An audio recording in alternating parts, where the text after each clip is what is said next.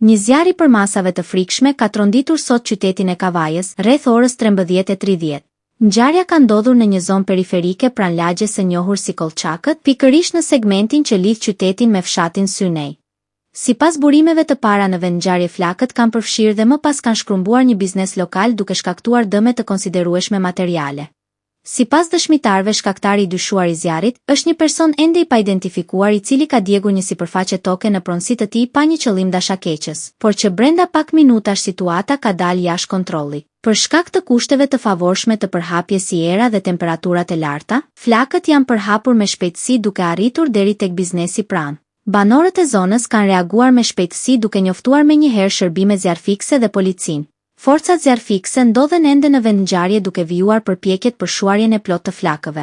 Megjithatë, deri në këtë moment situata është vënë nën kontroll dhe është shmangur rreziku për përhapjen e zjarrit në banesa dhe bizneset përreth. Pamjet që sjell drita televizion nga vendngjarja tregojnë qartë për masat e dëmit dhe frikën që ka shkaktuar ky incident tek banorët lokal. Në mungesë të ndërhyrjes së shpejtë, zjarri mund të kishte marrë për masa tragjike. Hetimet për shkaqet e sakta të zjarrit janë ende në vijim, ndërsa autoritetet kanë apeluar për kujdes maksimal dhe përgjegjësish veçanërisht në këtë periudhë me rrezik të lartë për zjarre.